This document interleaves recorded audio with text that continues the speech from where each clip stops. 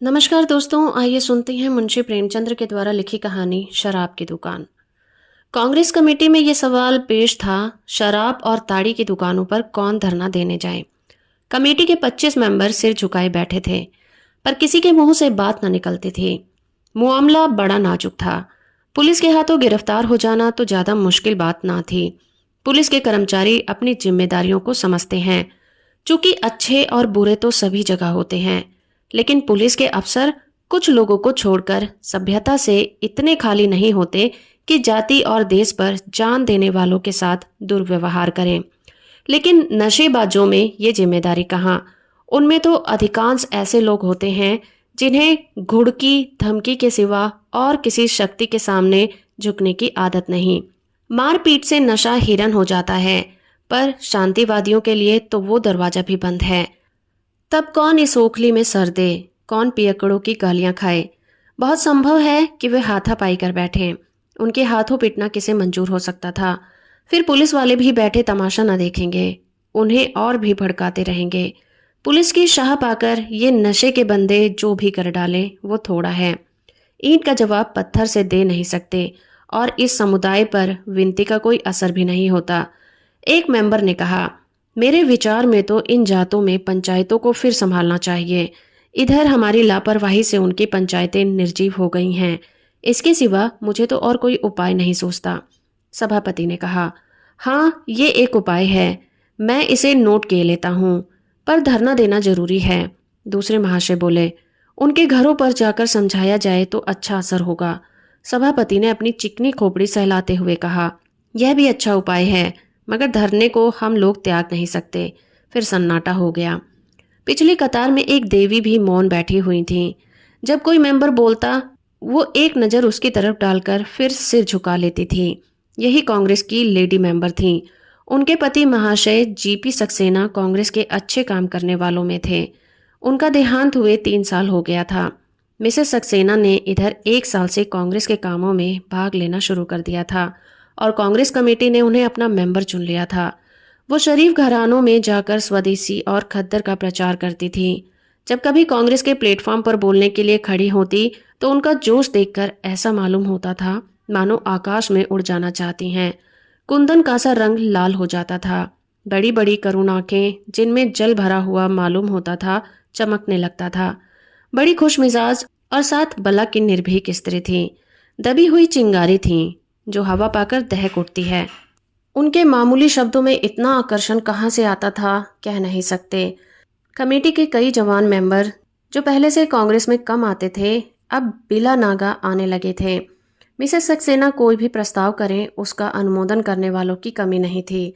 उनकी सादगी, उनका उत्साह, उनकी विनय, उनकी मृदु वाणी कांग्रेस पर अपना सिक्का जमाए देती थी।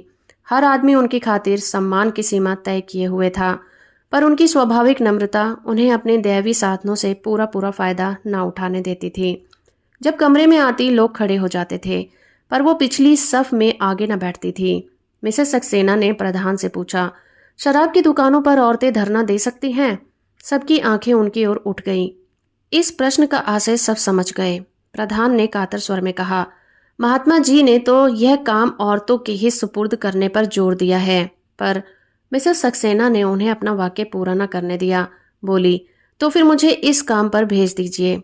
लोगों ने कौतूहल की आंखों से मिसेस सक्सेना को देखा।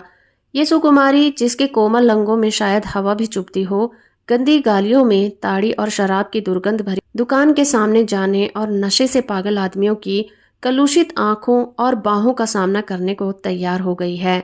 एक महाशय ने अपने समीप के आदमी के कान में कहा, भला की निडर औरत है। उन महाशय ने जले हुए शब्दों में उत्तर दिया, हम लोगों को कांटों में घसीटना चाहती है और कुछ नहीं।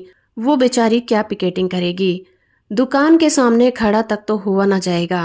प्रधान ने सिर झुकाकर कहा, मैं आपके साहस और उत्सर्ग की प्रशंसा करता हूँ, लेकिन मेरे विचार में अभी इस शहर की दशा ऐसी नहीं है कि देवियाँ पिकेटिंग कर सकें। आपको खबर नहीं, नशेबाज कितने मुंहफट होते हैं। विनय तो यह जानते ही नहीं। मिसेस सक्सेना ने व्यंग्य भाव से कहा, तो क्या आपका विचार है कि कोई ऐसा जमाना भी आएगा जब शराबी लोग विनय और शील के पुतले बन जाएंगे? ये दशा तो हमेशा ही रहेगी। आखिर महात्मा जी ने कुछ समझ कर ही औरतों से ये काम सौंपा होगा। मैं नहीं कह सकती कि मुझे कहाँ तक सफलता होगी, पर इस कर्तव्य को टालने में काम न चलेगा। प्रधान ने पेशोपेश में पढ़कर कहा। मैं तो आपको इस काम के लिए घसीटना उचित नहीं समझता, आगे आपको अख्तियार है। मिसेस सक्सेना ने जैसे विनय का आलिंगन करते हुए कहा, मैं आपके उस फरियाद लेकर ना आऊंगी कि मुझे फलां आदमी ने मारा या गाली दी।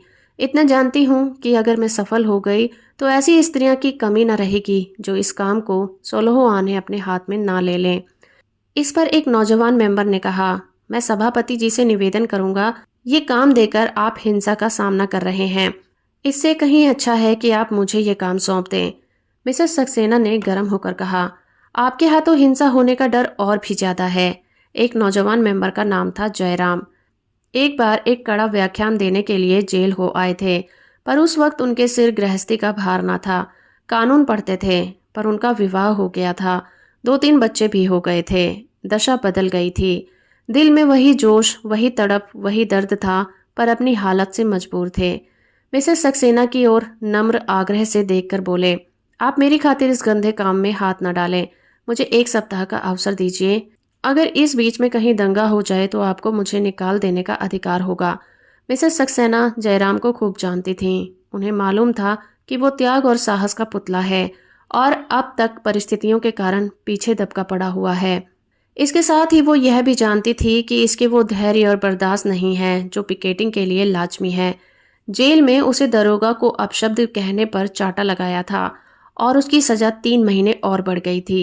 बोली, आपके सिर गृहस्थी का भार है। मैं घमंड नहीं करती, पर जितने धैर्य से मैं काम कर सकती हूँ आप नहीं कर सकते।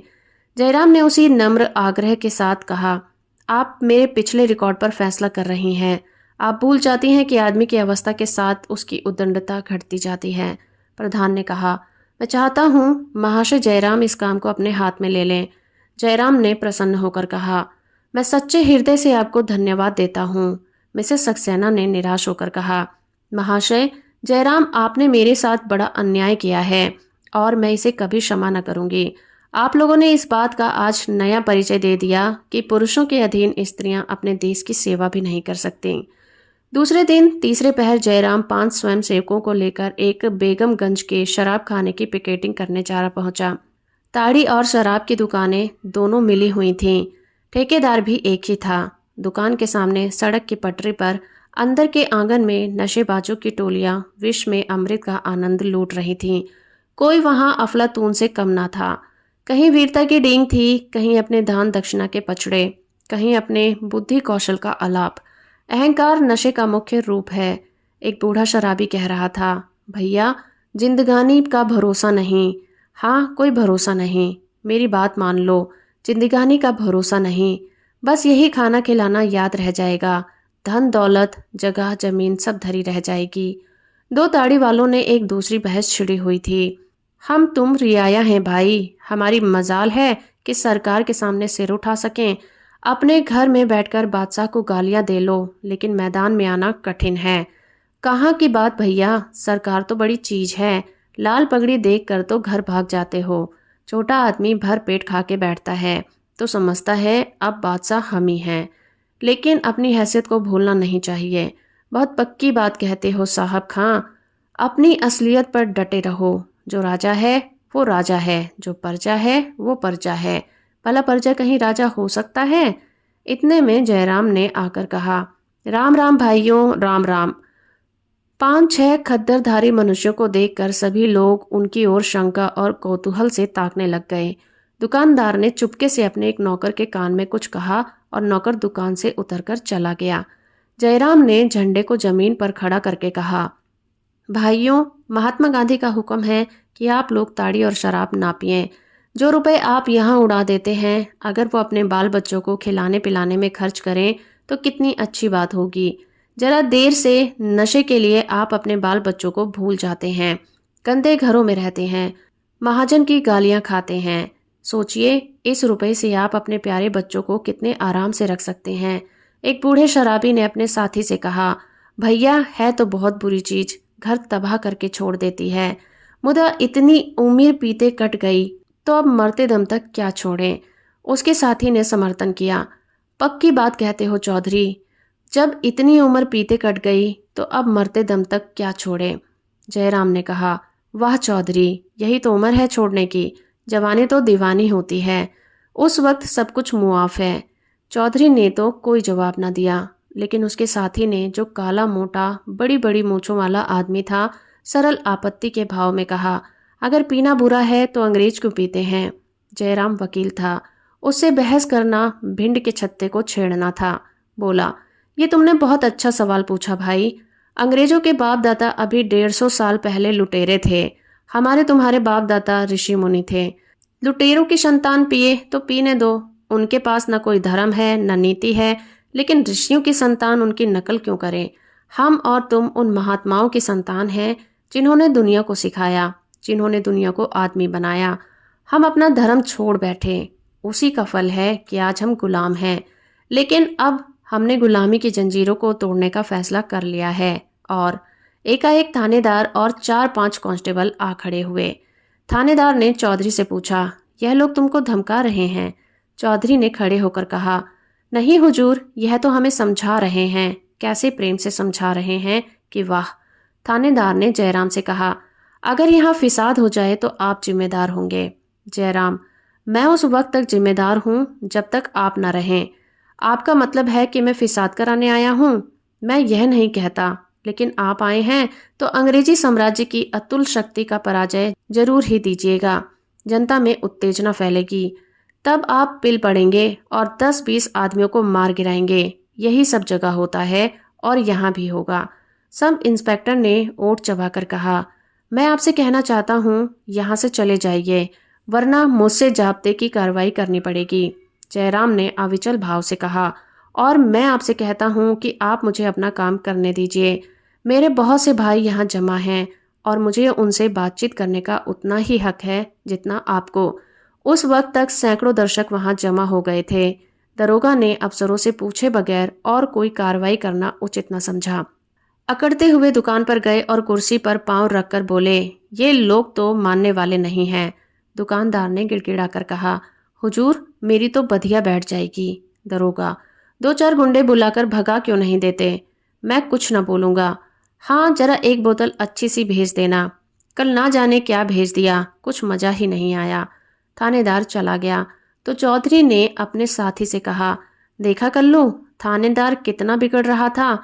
सरकार चाहती है कि हम लोग खूब शराब पिएं और कोई हमें समझाने न पाए। शराब का पैसा भी तो सरकार ही को जाता है। कल्लू ने दार्शनिक भाव से कहा, हर एक बहाने से पैसा खींचते हैं सब। चौधरी, तो फिर क्या सलाह है तो बुरी चीज। कल्लू, बहुत बुरी चीज है भैया, महात्मा जी का हुक्म है कि छोड़ ही देना चाहिए।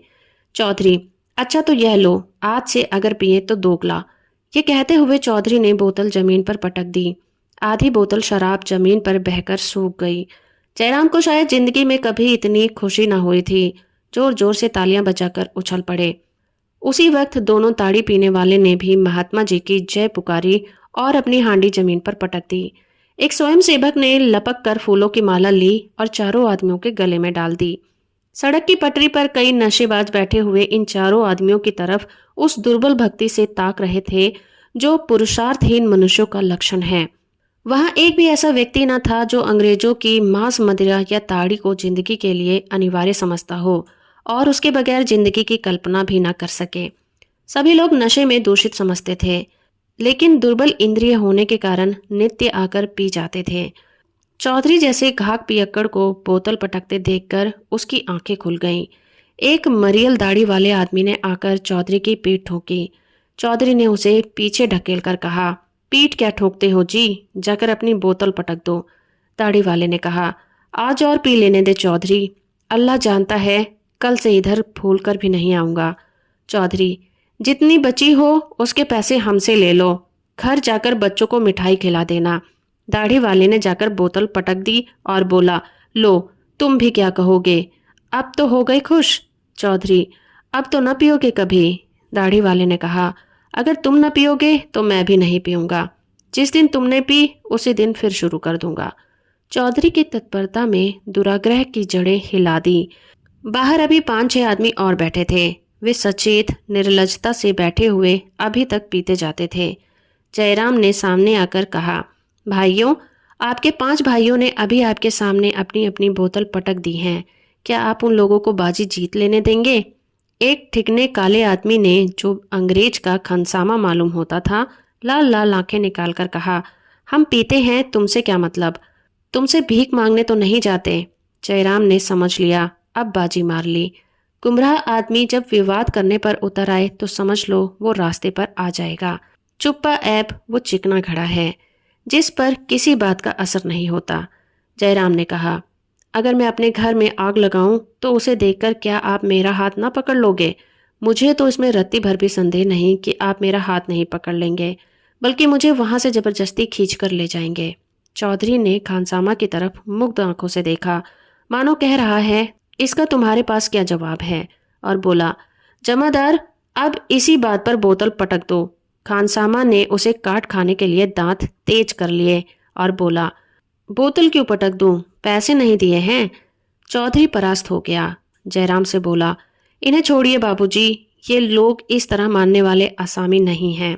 आप इनके सामने जान भी दे दें तो भी शराब नहीं छोड़ेंगे। हाँ, पुलिस ही एक गुड़की पा जाए तो कभी इधर भूल कर भी नहीं आएंगे।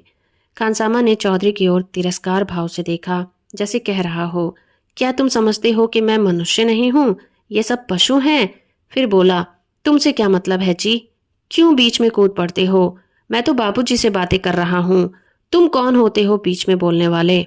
मैं तुम्हारी तरह नहीं हूँ कि बोतल पटक कर वाह वाह कराऊं, कल फिर मुंह से कालिक लगाऊं, घर पर मंगवा कर पीऊं।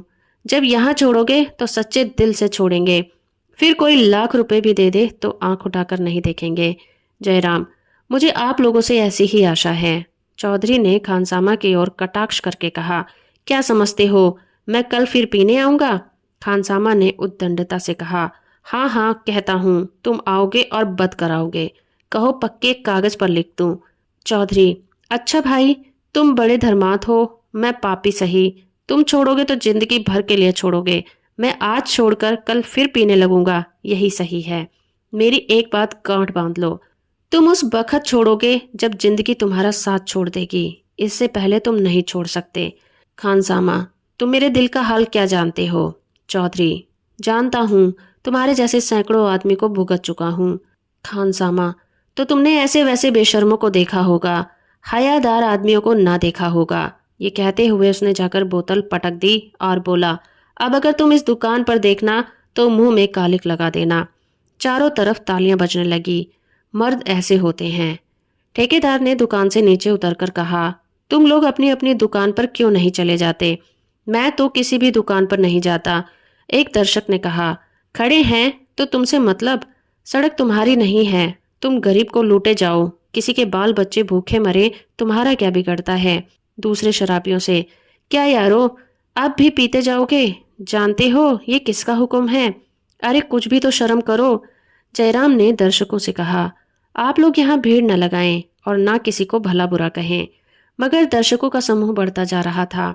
अभी तक 4-5 आदमी बेगम बैठे हुए कुल्लड़ पर कुल्लड़ चढ़ा रहे थे। एक मनचले आदमी ने जाकर उस बोतल को उठा लिया जो उनके बीच में रखी हुई थी और उसे पटकना चाहता था कि चारों शराबी उठ खड़े हुए और उसे पीटने लगे। जयराम और उसके स्वयंसेवक तुरंत वहां पहुंच गए और उसे बचाने की चेष्टा करने लगे कि चारों उसे छोड़कर जयराम की तरफ लपके। दर्शकों ने देखा कि जयराम को मार पड़ रही है तो कई आदमी झल्लाकर उन चारों शराबियों पर टूट पड़े। लाते, घूंसे और डंडे चलाने लगे। जयराम को इसका कुछ अवसर न मिलता था कि किसी को समझाए। दोनों हाथ फैलाए उन चारों के वारों से बच रहा था। वो चारों भी आपे से बाहर होकर दर्शकों पर डंडे चला रहे थे। जयराम दोनों तरफ से मार खाता था। शराबियों के वार भी उस पर पड़ते थे और तमाशाइयों के वार भी उसी पर पड़ते थे, पर वे उनके बीच से हटता नहीं था। अगर वो इस वक्त अपनी जान बचाकर हट जाता तो शराबियों की खैरियत नहीं थी। इसका दोष कांग्रेस पर पड़ता। वो कांग्रेस को इस आक्षेप से बचाने के लिए अपने प्राण देने को भी तैयार हो गया था। मिसेस सक्सेना को अपने ऊपर हंसने का मौका वो देना नहीं चाहता था। आखिर उसके सर पर डंडा इस जोर से पड़ा कि वो सिर पकड़कर बैठ गया। आंखों के सामने तितलियां उड़ने लगी। फिर उसे होश न रहा। जयराम सारी रात बेहोश पड़ा रहा। दूसरे दिन सुबह को जब उसे होश आया तो सारी देह में पीड़ा हो रही थी और कमजोरी इतनी हो गई थी कि रह रहकर जी डूबता जाता था। एकाएक सिरहाने की तरफ आंख उठ गई तो मिसेस सक्सेना बैठी नजर आई। उन्हें देखते ही स्वयं सेवकों ने मना करने पर भी वो उठ बैठा। दर्द और कमजोरी दोनों गायब हो गई थी। एक एक अंग में स्फूर्ति दौड़ गई थी। मिसेस सक्सेना ने उसके सिर पर हाथ रखकर कहा, आपको बड़ी चोट आई है, इसका सारा दोष मुझ पर है। जयराम ने भक्तिमय कृतज्ञता के भाव से देखकर कहा, चोट तो ऐसी ज्यादा ना थी, उन लोगों ने बरबस पट्टी सट्टी बांधकर जख्मी बना दिया है। मिसेस सक्सेना ने ग्लानि होकर कहा, मुझे आपको नहीं जाने देना चाहिए था। जयराम, आपका वहां जाना उचित न था। मैं आपसे अब भी यही अनुरोध करूंगा कि उस तरफ ना जाइएगा। मिसेस सक्सेना ने जैसे उन बाधाओं पर हंसकर कहा, वाह, मुझे आज से वहां पिकेट करने की आज्ञा मिल गई है। आप मेरी इतनी विनय मान लीजिए। शहदों के लिए आवाज कसना बिल्कुल मामूली बात है। मैं आवाजों की परवाह नहीं करती, तो फिर मैं भी आपके साथ चलूंगा। आप इस हालत में? मिसेस सक्सेना ने आश्चर्य से कहा, मैं बिल्कुल अच्छा हूँ, सच। यह नहीं हो सकता। जब तक डॉक्टर यह न कह देगा कि आप यहाँ जाने के योग्य नहीं हैं, आपको जाने नहीं दूंगी, किसी तरह नहीं। तो मैं भी आपको जाने न दूंगा। मिसेस सक्सेना ने मृदु व्यंग्य के साथ कहा, आप भी अन्य पुरुषों की भांति स्वार्थ के पुतले हैं। सदा यश खुद लूटना चाहते हैं, औरतों को कोई मौका नहीं देना चाहते। कम से कम यह तो देख लीजिए कि मैं भी कुछ कर सकती हूँ या फिर नहीं। जयराम ने व्यथित कंठ से कहा, जैसी आपकी इच्छा। तीसरे पहर मिसेस सक्सेना वहां 4 स्वयं सेवकों के साथ बेगमगंज चली गईं। जयराम आंखें बंद किए चारपाई पर पड़ा था। शोर सुनकर चौंका और अपनी स्त्री से पूछा, ये कैसा शोर है? स्त्री ने खिड़की से झांककर देखा और बोली, वो औरत जो कल यहाँ आई थी, झंडा लिए कई आदमियों के साथ जा रही है। इसे शर्म भी नहीं आती। जयराम ने उसके चेहरे पर क्षमा की दृष्टि डाली और विचार में डूब गया। फिर वह उठ खड़ा हुआ और बोला, मैं भी वहां जाता हूँ। स्त्री ने उसका हाथ पकड़कर कहा, अभी कल मार खाकर आए हो, आज फिर जाने की सूझी? जयराम ने हाथ छुड़ाकर कहा, तुम उसे मार कहती हो, मैं उसे उपहार समझता हूँ। स्त्री ने उसका रास्ता रोक लिया। कहती हूँ, तुम्हारा जी अच्छा नहीं है, मत जाओ। क्यों मेरी जान के ग्राहक हुए हो? उसकी देह में हीरे नहीं जड़े हैं जो वहां कोई नोच लेगा। जयराम ने मिन्नत करके कहा, मेरी तबीयत बिल्कुल अच्छी है चंपू, अगर कुछ कसर है तो वह भी मिट जाएगी। भला सोचो, ये कैसे मुमकिन है कि एक देवी उन शहदों के बीच में पिकेटिंग करने जाए और मैं बैठा रहूं? मेरा वहां जाना बहुत जरूरी है। अगर कोई बात आ पड़ी तो कम से कम मैं लोगों को समझा तो सकूंगा। चंपू ने जलकर कहा, यह क्यों नहीं कहती कि कोई और ही चीज खींचे लिए जाती है? जयराम ने मुस्कुराकर उसकी ओर देखा, जैसे कह रहा हो, यह बात तुम्हारे दिल से नहीं, कंठ से निकल रही है, और कतराकर निकल गया।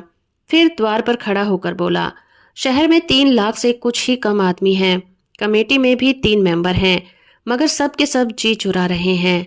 लोगों को अच्छा बहाना मिल गया कि शराब खानों पर धरना देने के लिए स्त्रियों की जरूरत है। आखिर क्यों स्त्रियों ही को इस काम के लिए उपयुक्त समझा जाता है? इसीलिए कि मर्दों के सिर भूत सवार हो जाता है, और जहां नम्रता से काम लेना चाहिए वहां लोग उग्रता से काम लेने लगते हैं। वे देवियां क्या इसी योग्य हैं कि शोहदों के फिक्रे सुने और उनकी कुदृष्टि का निशाना बने? कम से कम मैं ये नहीं देख सकता। वो लंगड़ाता हुआ घर से निकल पड़ा। चंपू ने उसे फिर से रोकने का प्रयास नहीं किया। रास्ते में एक स्वयं सेवक मिल गया। जयराम ने साथ लिया और तांगे पर बैठकर चला गया। एक लेमनेड बर्फ की दुकान थी। उसने तांगे को छोड़ दिया और वॉलंटियर को शराब खाने भेजकर खुद उसी दुकान पर जा बैठा। दुकानदार ने लेमनेड का एक गिलास उसे देते हुए कहा, बाबूजी, कल वाले चारों बदमाश आज फिर आए हुए हैं। आपने न बचाया होता तो आज शराब या ताड़ी की जगह हल्दी गुड़ पीते होते। जयराम ने गिलास लेकर कहा, तुम लोग बीच में न कूद पड़ते तो मैंने उन सबको ठीक कर लिया होता। दुकानदार ने प्रतिवाद किया, नहीं बाबूजी, वो सब छटे हुए गुंडे हैं। मैं तो उन्हें अपनी दुकान के सामने खड़ा भी नहीं होने देता। चारों 3 साल काट आए हैं। अभी 20 मिनट भी गुजरे होंगे कि एक स्वयं सेवक आकर खड़ा हो गया।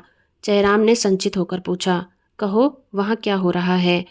स्वयं सेवक ने कुछ ऐसा मुंह बना लिया जैसे वहां की दशा कहना उचित नहीं समझता, और बोला, कुछ नहीं, देवी जी आदमियों को समझा रही हैं। जयराम ने उसकी ओर अतृप्त नेत्रों से ताका, मानो कह रहे हों, बस इतना ही? इतना तो मैं जानता ही था। स्वयंसेवक ने एक क्षण बाद फिर कहा, देवियों का ऐसा शोहदों के सामने जाना अच्छा नहीं। जयराम ने अधीर होकर पूछा, साफ साफ क्यों नहीं कहते, क्या बात है? स्वयंसेवक डरते डरते बोला, सब के सब उनसे दिल लगी कर रहे हैं, देवियों का यहाँ आना अच्छा नहीं। जयराम ने और कुछ न पूछा, डंडा उठाया और लाल लाल आंखें निकाले बिजली की तरह कौंध कर शराब खाने के सामने जा पहुंचा और मिसेस सक्सेना का हाथ पकड़कर पीछे हटाता हुआ शराबियों से बोला, अगर तुम लोगों ने देवियों के साथ जरा भी गुस्ताखी की तो तुम्हारे हक में अच्छा नहीं होगा।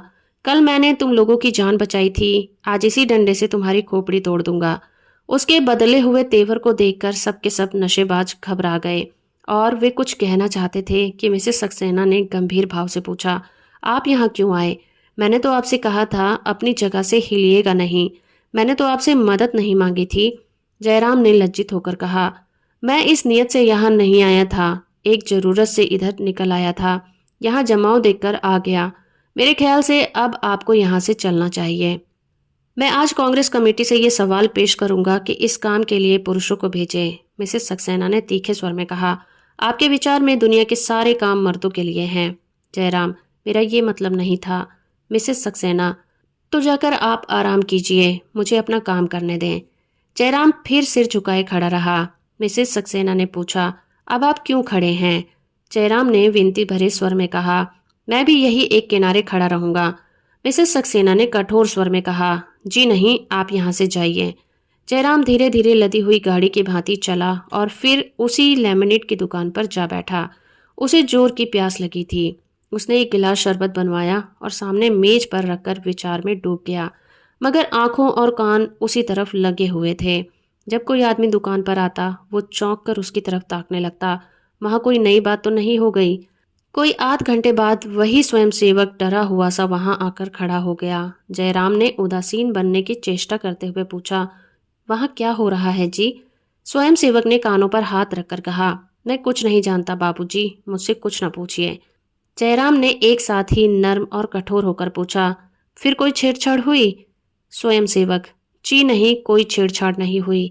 एक आदमी ने देवी जी को धक्का दे दिया, वो गिर पड़ी। जयराम निस्पंद बैठा रहा, पर उसके अंतराल में भूकंप सा मचा हुआ था।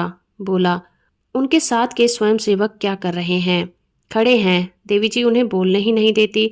तो क्या बड़े जोर का धक्का दिया? जी हाँ, गिर पड़ी, घुटनों में चोट आ गई है। वे आदमी साथ पी रहे थे। जब एक बोतल उड़ गई तो उनमें से एक आदमी दूसरी बोतल लेने चला। देवी जी ने रास्ता रोक लिया, बस उसने धक्का दे दिया। वही जो काला काला मोटा सा आदमी है, कल वाले चारों आदमियों की शरारत है। जयराम उन्माद की दशा में वहां से उठा और दौड़ता हुआ शराब खाने के सामने आया। मिसेस सक्सेना सिर पकड़े जमीन पर बैठी हुई थी और वो काला मोटा आदमी दुकान के कटघरे के सामने खड़ा था। 50 आदमी जमा थे। जयराम ने उसे देखते ही लपक कर उसकी गर्दन पकड़ ली और इतने जोर की दबाई कि उसकी आंखें बाहर आ गई।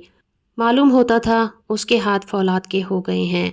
सहसा मिसेस सक्सेना ने आकर उसका फौलादी हाथ पकड़ लिया और भवें से कोड़कर बोली, छोड़ दो उसकी गर्दन, क्या इसकी जान ले लोगे? जयराम ने और जोर से उसकी गर्दन दबाई और बोला, हाँ ले लूंगा, ऐसे दुष्ट की यही सजा है। मिसेस सक्सेना ने अधिकार गर्व से गर्दन उठाकर कहा, आपको यहाँ आने का कोई अधिकार नहीं है। एक दर्शक ने कहा, ऐसा दबाओ बाबूजी कि साला ठंडा हो जाए। उसने देवी जी को ऐसा धकेला कि बेचारी गिर पड़ी। हमें तो बोलने का हुक्म नहीं है, नहीं तो हड्डी पसली तोड़ कर रख देते। जयराम ने शराबी की गर्दन छोड़ दी। वो किसी बाज के चंगुल से छूटी हुई चिड़िया की तरह सहमा हुआ खड़ा हो गया। उसे एक धक्का देते हुए उसने मिसेस सक्सेना से कहा, आप यहाँ से चलती क्यों नहीं? आप जाएं, मैं बैठता हूँ। अगर एक छटांग शराब बिक जाए तो मेरा कान पकड़ लीजिएगा। उसका दम फूलने लगा। आंखों के सामने अंधेरा छा रहा था। वो खड़ा न रह सका। जमीन पर बैठकर रुमाल से माथे पर पसीना पोंछने लगा। मिसेस सक्सेना ने परिहास करके कहा, आप कांग्रेस नहीं हैं कि मैं आपका हुक्म मानूं। अगर आप यहाँ से ना जाएंगे तो मैं सत्याग्रह करूंगी। फिर एकाएक कठोर होकर बोली, जब तक कांग्रेस ने इस काम का भार मुझ पर रखा है, आपको मेरे बीच में बोलने का कोई हक नहीं है। आप मेरा अपमान कर रहे हैं। कांग्रेस कमेटी के सामने आपको इसका जवाब देना होगा। जयराम तिलमिला उठा, बिना कोई जवाब दिए लौट पड़ा और वेग से घर की तरफ चला। पर जो जो आगे बढ़ता था उसकी गति मंद होती जाती थी। वहां तक कि बाजार के दूसरे सिरे पर आकर वो रुक गया। रस्सी यहाँ पर खत्म हो गई। उसके आगे जाना उसके लिए असाध्य हो गया था। जिस झटके ने उसे यहाँ तक भेजा था उसकी शक्ति अब शेष हो गई थी। उन शब्दों में जो कटुता और चोट थी उनमें अब उसे सहानुभूति और स्नेह की सुगंध आ रही थी। उसे फिर चिंता न हुई। वो बाजार की तरफ मुड़ा, लेकिन एक कदम ही चलकर फिर रुक गया। ऐसे पशुपेश में वो कभी न पड़ा था। सहसा उसे वही स्वयंसेवक दौड़ता आता दिखाई दिया। वो बदहवास होकर उसे मिलने के लिए खुद ही उसकी तरफ दौड़ा। बीच में दोनों मिल गए। जयराम ने हाँफते हुए पूछा, क्या हुआ? क्यों भागे चले आ रहे हो? स्वयंसेवक ने दम लेकर कहा, बड़ा गजब हो गया बाबूजी। आपके जाने के बाद वो काला आदमी बोतल लेकर दुकान से चला तो देवी जी दरवाजे पर बैठ गई। वो बार बार देवी जी को हटाकर निकलना चाहता है, पर वो फिर आकर बैठ जाती हैं।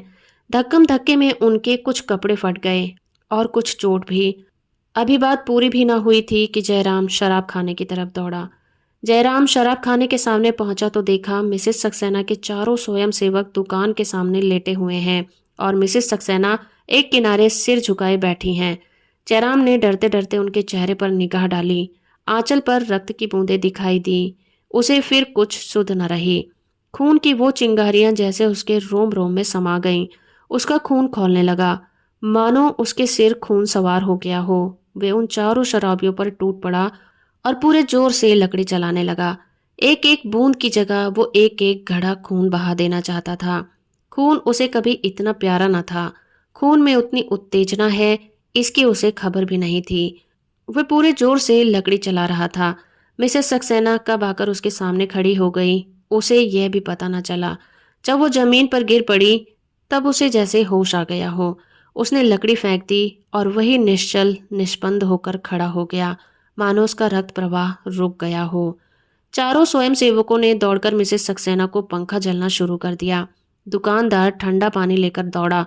एक दर्शक डॉक्टर को बुलाने भागा, पर जयराम वहीं बेजान खड़ा था, जैसे स्वयं अपने तिरस्कार भाव का पुतला बन गया हो। अगर इस वक्त कोई उसे दोनों हाथों काट डालता, कोई उसकी आंखें लाल लोहे से फोड़ देता, तब भी वो चू न करता। उसी वक्त वो काले मोटे शराबी ने बोतल जमीन पर पटक दी और उसके सर पर ठंडा पानी डालने लगा। एक शराबी ने लाइसेंसदार से कहा, तुम्हारा रोजगार अन्य लोगों की जान लेकर रहेगा। अब तो अभी दूसरा ही दिन है। लाइसेंसदार ने कहा, कल से मेरा इस्तीफा है। अब स्वदेशी कपड़े का रोजगार करूंगा, जिसमें जस भी है और उपकार भी। शराबी ने कहा, घाटा तो बहुत रहेगा। दुकानदार ने किस्मत ठोक कर कहा, घाटा नफा तो जिंदगानी के साथ है। तो दोस्तों, अभी आप सुन रहे थे मुंशी प्रेमचंद्र के द्वारा लिखी कहानी शराब की दुकान। उम्मीद करती हूँ मेरा ये प्रयास और ये कहानी आपको अच्छी लगी होगी। वीडियो को लाइक और चैनल को सब्सक्राइब करना बिल्कुल मत भूलिएगा।